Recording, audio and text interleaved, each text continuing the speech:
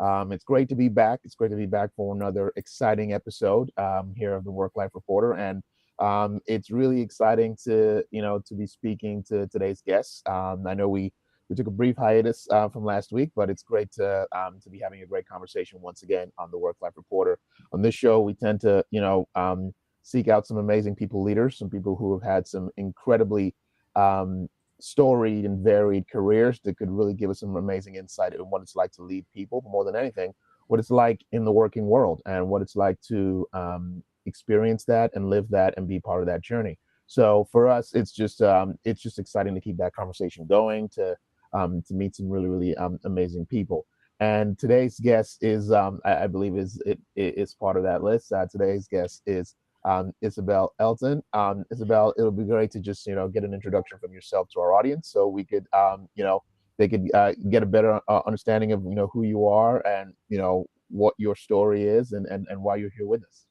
Yeah, sure, absolutely. Well, it's great to be here, Josh, and thank you so much for the invitation. It's wonderful to be. Well, all the things you've said are absolutely wonderful. By way of personal introduction, so I spent probably the first 20 odd years of my career sitting in the technology space, looking for opportunities that technology change brings. Course, working in technology companies and working with technology leaders, one of the things that you find is that tech companies who perform really well are ones that really embrace difference. What I do today is I'm founder of Power of Difference and Future of the Office. What we do is to really help firms to center difference and make difference a true differentiator. So why do we do that? We know that companies who embrace diversity perform better financially.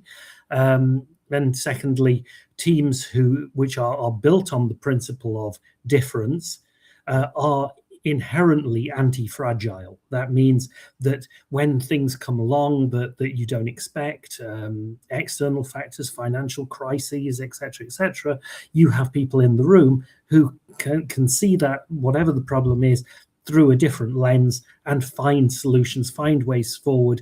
In some cases, that can be the result, can result in success or failure of your business. So really important topic, and I think is increasingly becoming so. I sometimes talk about we're at the end of the industrial era, we're at the start of the knowledge era. The knowledge era is all about human contribution. It's about centering what humans bring. Now, if you're going to do that, you need the wealth of human experience that's out there. How do you do that? You have to tap into human difference, people who've been on different journeys to get where they are today, people who think differently, people who work differently, have different styles, different outlooks, different experiences, and so that's what motivated me to create the Power of Difference. I'll give you a really quick, basically focus on three things. The first is around biology, neuroscience, psychology, a little bit of ancient wisdom and human insight. So what happens when a leader walks into the room and they've had they've been sitting in traffic for an hour and they're really frustrated. How does that affect the team? How does that affect the performance?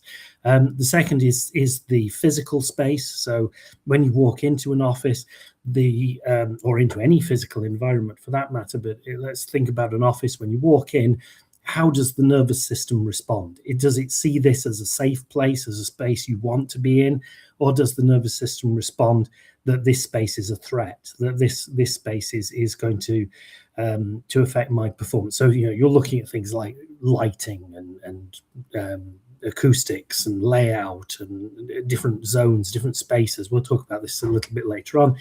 And then the third, which is where you really make the difference, is in the organizational systems, the organizational architecture. So how do you actually make the organization work in such a way that it centers difference, that it truly values difference, and that you get the true value from all of the people you have working with you? That's amazing. I mean, it's it's really, really engaging to hear about your thoughts on the working space, because a lot of people factor in, put in so many factors about what the working world is supposed to be like, what it's like to go inside a physical workspace, in terms of the people that are there, and trying to make the people experience something that's conducive to the people who are in there. But not a lot that we get those conversations about the people, about what that workspace itself should feel like, and in terms Mhm. of in terms of the conversations that need to be happening. And I think that's really fascinating to potentially explore, and to engage with further, because I think 9 times out of 10, most people take that for granted, and they see that as just par for the course. When you walk into a building, when you work into a bullpen, an office space, you're just given your desk and it's Mhm. it's good to Yeah. go. But if you spend that amount of time in there, then it's something that's to really factor in, because again, it's all part of making a workplace, um, not just engaging, but more than anything, conducive to different nuances and different backgrounds that are in a workplace, that make up a workplace. So I'd love to talk about today's topic. So today's topic is called the one brain office. The return, why return to office mandates are colliding with how people actually think. Because I think you'd be, obviously, I think you're a fantastic guest to give some amazing perspective on that. Because I believe return to office mandates have, if anything, they have hardened across major employers, since, Mhm. I guess right after the pandemic. And I think we've hit that crescendo in 2026. And a portion of the workforce companies say that, they say they want to keep, you know, they want to keep that condition, being built around that specific idea of how people concentrate and collaborate. They believe it's the reason they're so adamant about RTO is because of the concentration and collaboration. And but what we're seeing from the statistics is that roughly 15 to 20% of any workforce is neurodivergent, and accommodation requests are surging faster than than most the most workplaces and HR teams are set up to handle.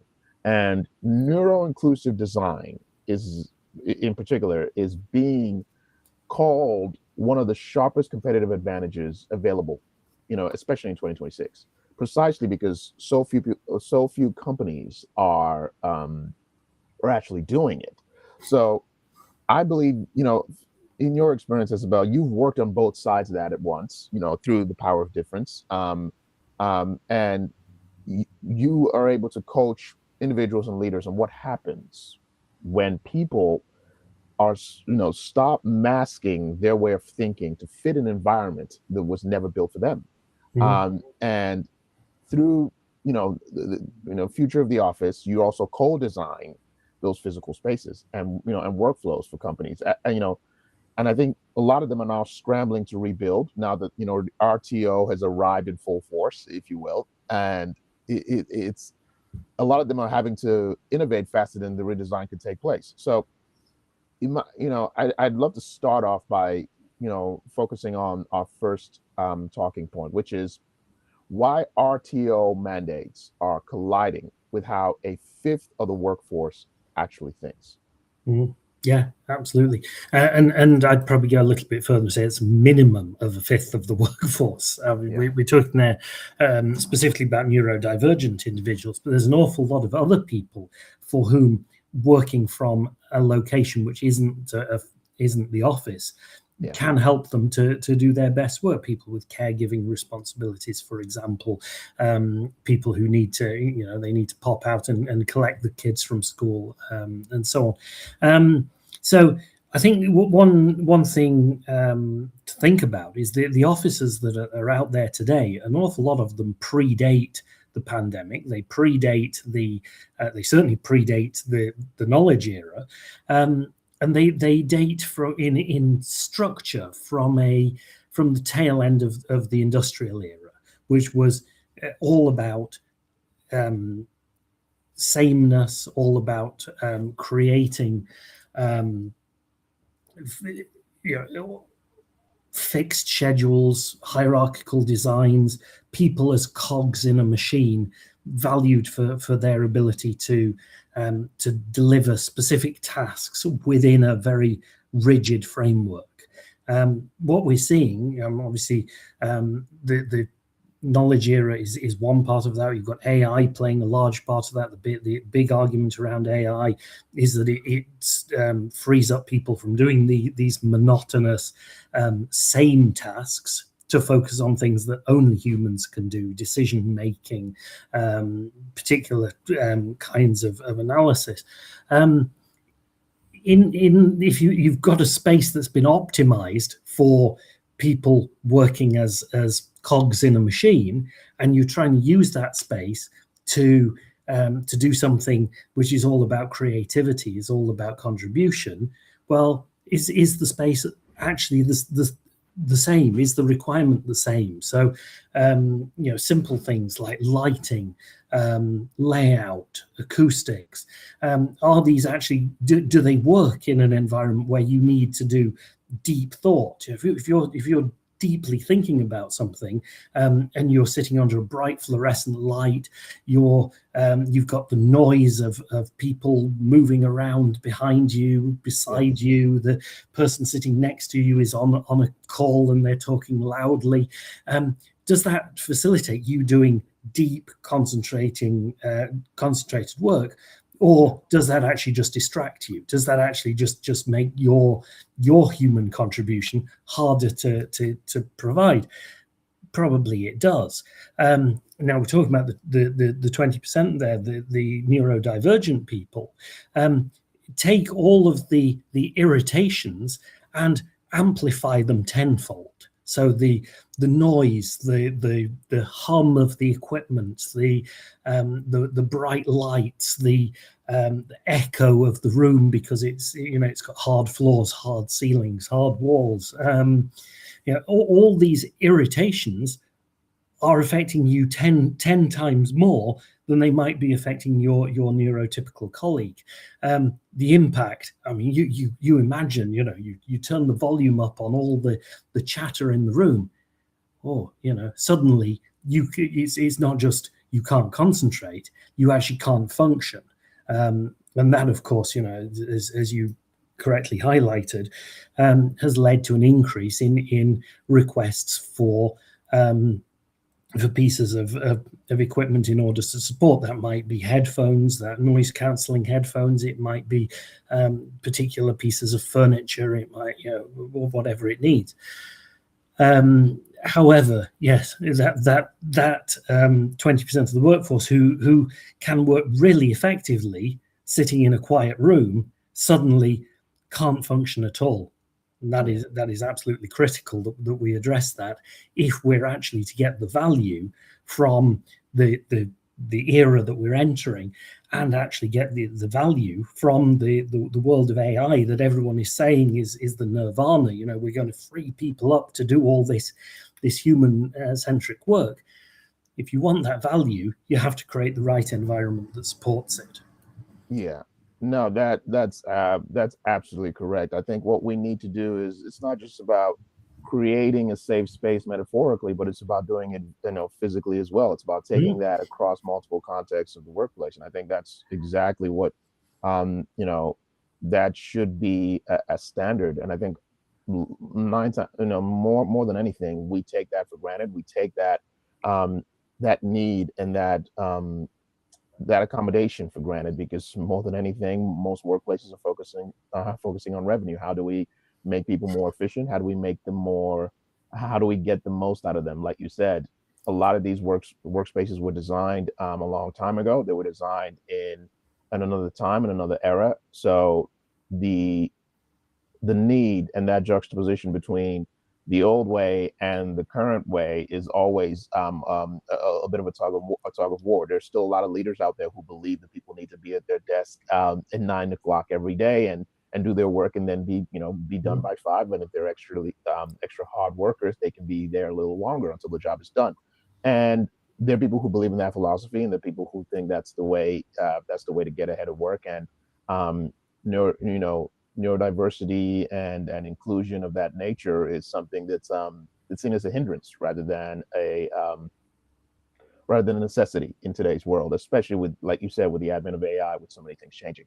So I'd love to also talk about the real cost of masking, the real cost of masking, because, for the person doing it and the company that never gets their best thinking, because a lot of people at work at times may not want to reveal, their neurodiversity or neurotypical tendencies because they believe it may affect how they're seen at work. It may affect um, how they're engaged with by colleagues, and I think that's definitely something to explore, because I'd love to talk about what gets lost when people spend their energy performing normal instead of doing their work in their most comfortable self.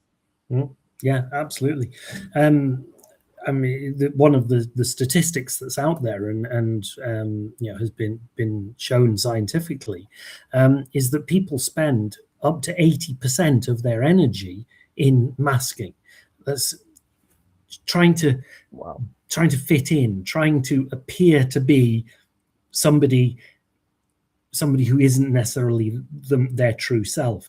And that means they show up to meetings in a certain way. They laugh at certain jokes. Maybe they don't even find the joke funny, but they laugh in order to fit in. This is you have to be in a constant state of vigilance. You're constantly reading the room, reading the people, trying to copy the styles that are in the room, in order to be one of the team, if you will.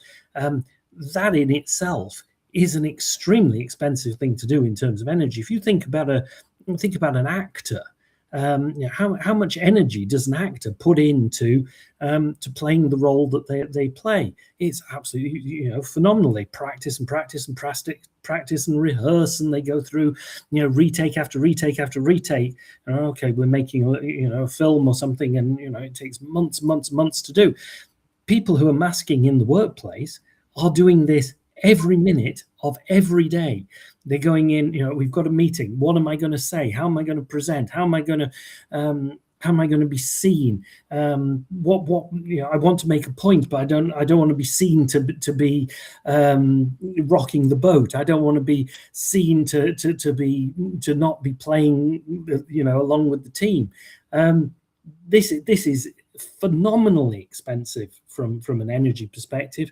Again, if you're doing that as a neurodivergent individual, again, it can be absolutely destroying. You are spending so much time, so much energy, so much rehearsal. Well, is there any room in there for actual contribution? By the time you've done all that, you're absolutely exhausted. Probably exhausted before the meeting's even started. Oh, wow. Are we getting the best value from somebody who's spending all their time figuring out how to show up and not spending their time actually contributing the value that we hired them to contribute in the first place? Remember, we said at the start of the call, in the post-industrial era, what you need is people who think differently, can see things differently, can see patterns that others can't see, can see solutions to problems that others can't see. You need those people to be contributing at their very best, not giving you 20% of their capacity at best. Yeah, I believe I know that is incredibly that could be not that couldn't be more true. I think a lot of times people in these situations spend more time having to put on a display rather than actually doing the practical work themselves, because they feel they have to fit in. And I think that's something that is that needs to change. But more than anything, it's something that needs to be addressed first and foremost. I think that acknowledgement of that from leaders is something that definitely needs to be prevalent, and it's definitely something that needs to be brought more into the limelight. So we could also talk about designing workflows and spaces around neurodivergent reality, because it's not just policy documents. It'd be great to explore what actually changes when a team's environment gets rebuilt around how people think, not just what's written down. I'd love to explore that with you in a bit more. Yeah, and there's a huge number of moving parts to that. That systems design to center difference covers a huge area. This is almost the hidden layer that people miss. This is everything from how do we communicate? If you're doing a meeting, do you just show up to the meeting not knowing what the meeting's about, not knowing what decisions we want to make, not knowing what the outcome should be? Simply publishing an agenda before the meeting can have a huge impact. Inviting the right people and not inviting everyone, again, can have a huge impact on people. How are decisions made? What are those decision pathways all about? You mentioned earlier people who measure presence rather than measure contribution. So, are you sitting at your desk at 9 o'clock? Are you sitting at your desk at 5 o'clock? Those rigid time structures, they go with the industrial era. In this new model, we should be looking at, well, how do we measure contribution? How do we measure what people actually are delivering? And how do we reward that? So there's a whole reward structure conversation under that. Governance is another area that you need to address. It's a completely different model than the industrial era. The industrial era, very hierarchical, very the big boss says we need to do this, so we'll do exactly what the big boss says. What we're trying to do in the future, in the knowledge era, we're trying to use difference as a driver for innovation. We're trying to bring out new concepts, new ideas, new ways of working.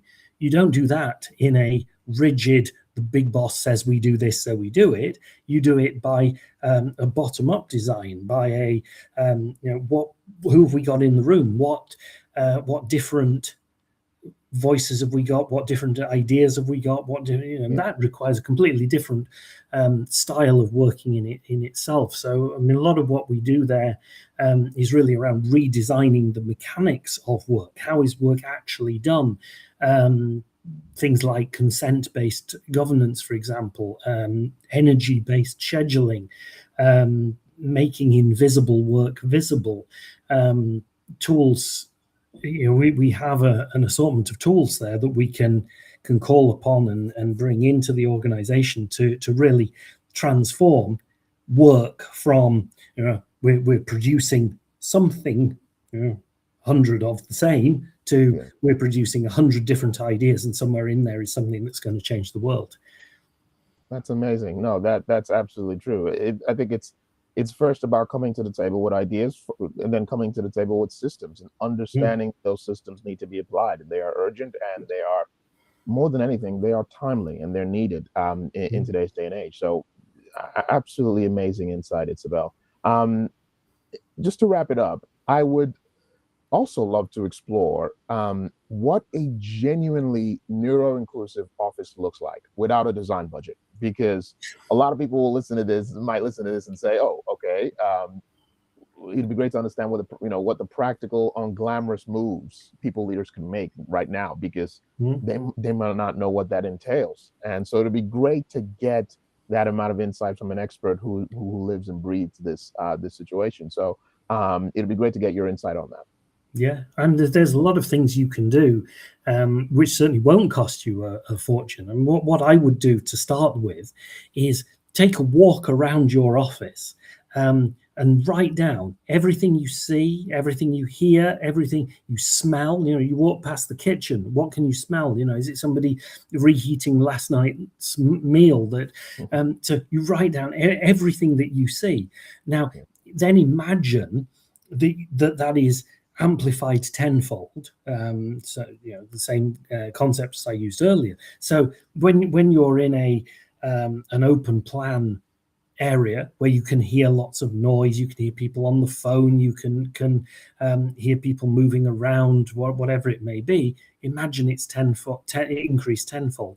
And then look at, well, how could we change the layout? How could we change the organization of the floor? Not necessarily building new, but just moving things around to separate things that distract. So don't put the people who need to think deeply about problems, next to, I recently did an office which was on a busy main road. That you could, at the front of the office, you can hear the traffic outside. It's in the city centre. You can hear pedestrians outside. Don't put the people who need to concentrate right next to that. You put the people who need to concentrate in fact, in that office, there's a quiet courtyard at the back. We put the people who were concentrating the hardest next to that courtyard. It gives them a quieter environment to work in. You can think about things like the acoustics. If you're in a room which is again another one I touched recently, 3 sides of this room were glass. The floor was a hard surface, the ceiling was a hard surface. Of course, as soon as you start talking in there, you're hearing all kinds of echoes and reverberation and so on. Very simple acoustic baffling, which costs very little. You can buy that and pretty much install it yourself. These sticking things on the foam panels on the wall and this kind of thing will make a huge difference. But you've hardly spent anything on it. Going a bit further, people quite often like things like standing while they work, so sit-stand desks. Again, don't cost the earth anymore. You can buy a sit-stand desk quite reasonably.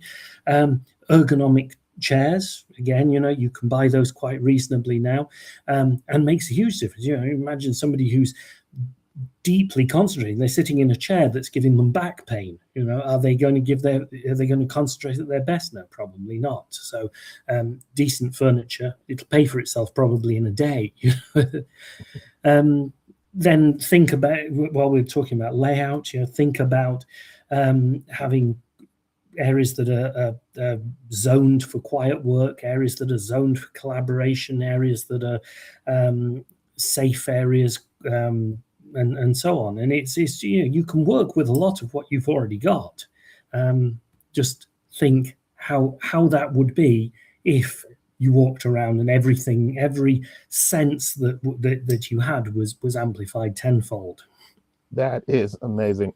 Thank you so much, Isabel, for that incredibly practical overview and walkthrough of some of the practical changes people leaders could work on right now without spending the earth, or at times without even spending a penny. It's all about observation. It's all about absorption of that observation and taking some really, really amazing practical steps that you've already outlined here. So to wrap up, I'd love to talk about yourself, Isabel, in terms of what your plans are, in terms of what you see the future for DEI, what those programs look like, but more than anything, what your organization is looking to explore, and some of the things that you're actively working on. Yeah, I think if we talk about DEI for a second, I think there's a real shift going on out there now from these standalone awareness programs. You go off, you do a workshop, you do an offsite, you do a morning session, everyone comes back and says, oh yes, that's wonderful, that's absolutely great, and then they go back into the system as it was, and they continue to work in the environment as it was. The evolution, and where we're seeing an awful lot of traction now, is on deeply integrating those things into the way in which you work. So when we recruit, for example, are we recruiting somebody who looks like a mini version of the leader, or are we recruiting for difference? Are we recruiting for what we don't actually have? That's absolutely true. Yeah. We're probably a way off it in many organizations, but at some point we'll stop recruiting for job titles. We'll stop recruiting for, have you got 30 years experience doing this, and recruiting for who you really are and what you bring that we haven't already got. And then you mold the roles around the people, not molding the people around the roles. Yeah, no, that is incredible. That's incredible. Isabel, I think that's totally true. Because right now DEI is facing, a lot of people believe, especially in the United States, it's facing such an existential situation, an existential position right now, because people are trying to understand what that means in detail, and what that means for businesses who feel they may be going against the political system by embracing DEI policies. But you still have a lot of great people leaders championing that, which is exactly what we need, which is what we want, because it's not just about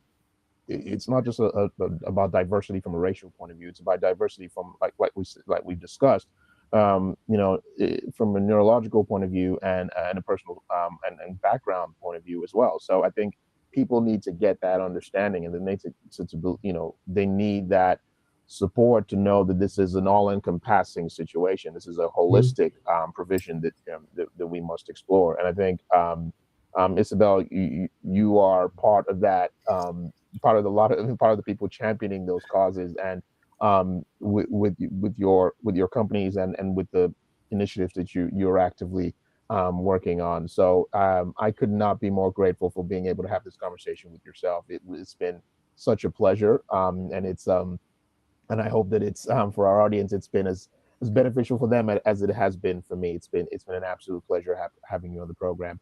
And For any one of our audience members listening, please do go check out Isabel, because I think you'd be very, very.